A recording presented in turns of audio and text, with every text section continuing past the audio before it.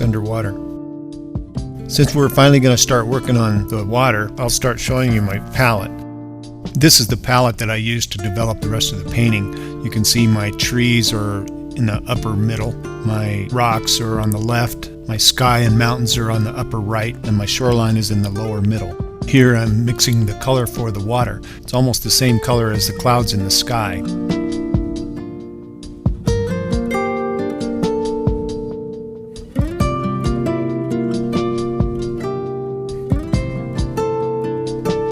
So now we have the background developed to a stage where we'd like to introduce the water. I'll do a few more things on this background as this painting develops, but right now we'll start adding the water.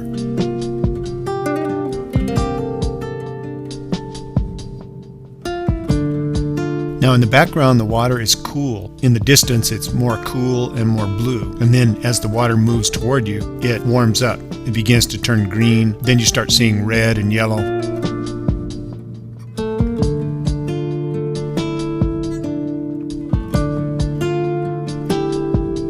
The other attribute of rocks underwater is that almost all the values are mid-tones.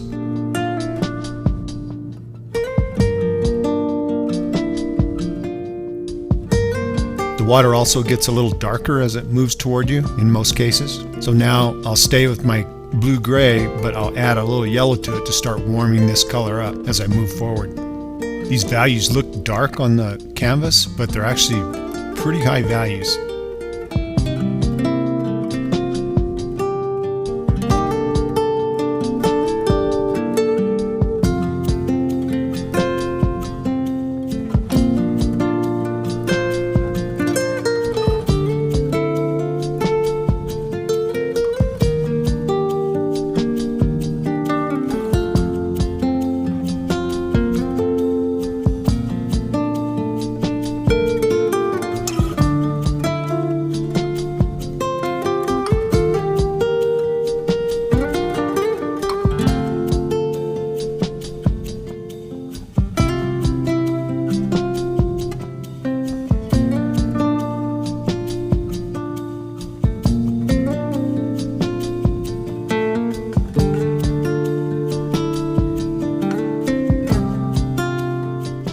I'll lay down this middle tone value of gray with green in it, or gray with yellow in it, which creates a green hue.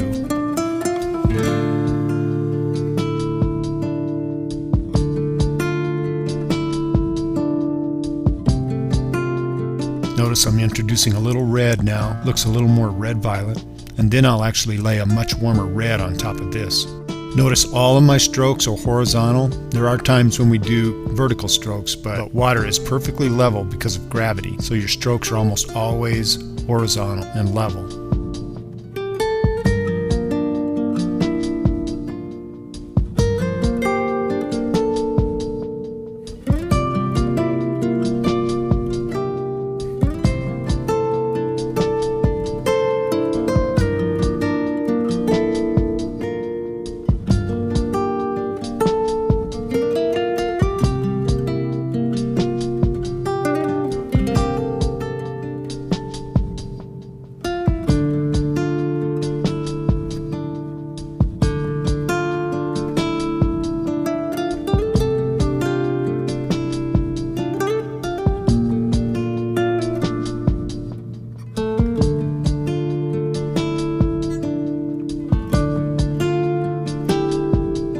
This is a reflection of the trees in the water.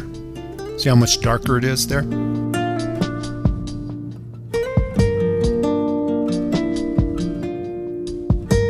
Same over here. I'll darken this up a bit.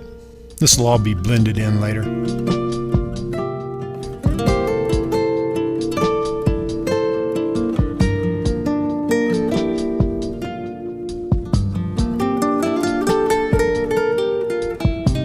Now I'll start introducing some red toward the foreground.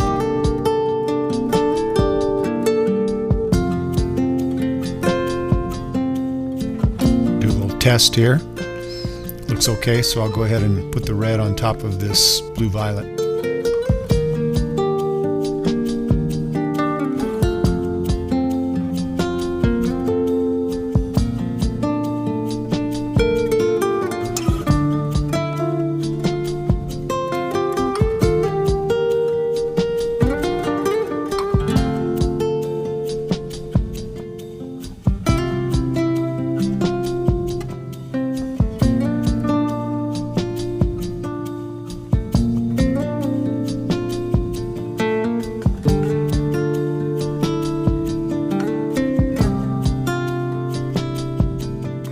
Now I'm going to start repairing some of the shoreline.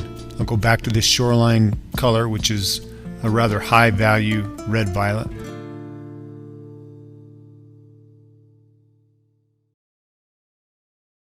Now I drag the shoreline out into the water. These are rocks. In a riverbed like this, the shoreline is made up of more rocks than it is of dirt, in most cases. That's why they call them river rocks.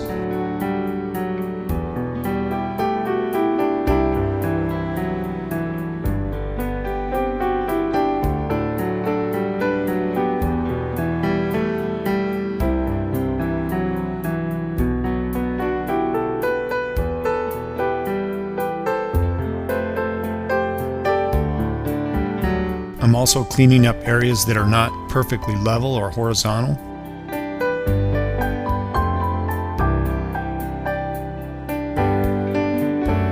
So I've gone all the way around the shoreline now and defined some of the rocks.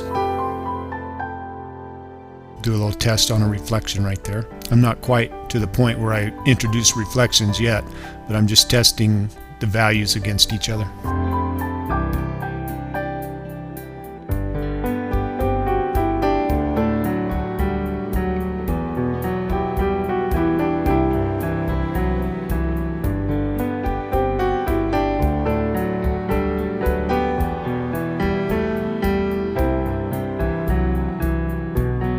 Now I'll put some dark accents. Right along the shore you'll see these dark shadows under the rocks. Not all of them. Notice how I'm just randomly placing them.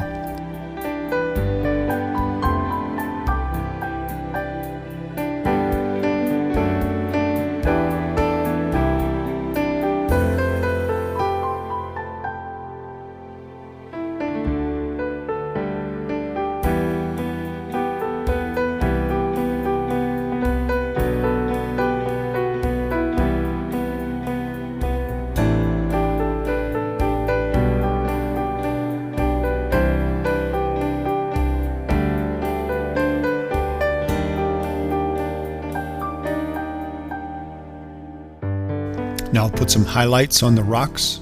And again, not all of the rocks get highlight. Some of them are shaded a bit by bushes, some of them are in full sun, and some are in a shaded area. Or they're a different color, so they don't show as having highlights on them.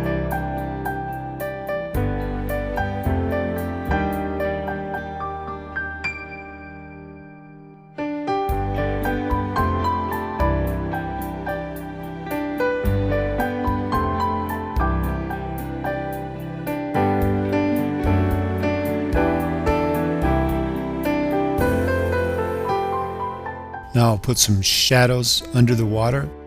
Kind of another test here. I'm sort of testing the water, so to speak, how my shadows are going to work under the surface of the water. Now these darks aren't as dark as the darks in the trees or the darks on the shoreline. This is a bit more muted, a little higher in value.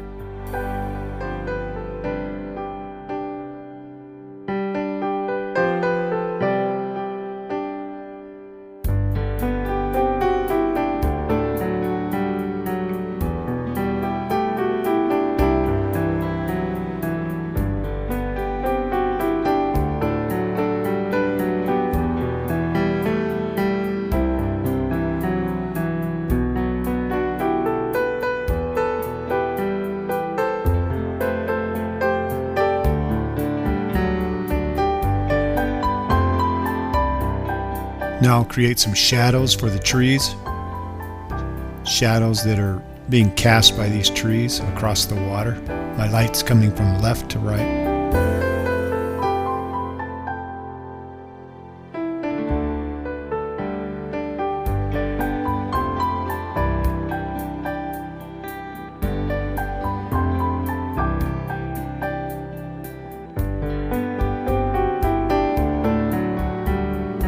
Notice how horizontal and level these are. If you make these shadows lean either up or down, it's going to trick your eye and your eye's not going to feel comfortable looking at it because water is perfectly level and horizontal in most cases.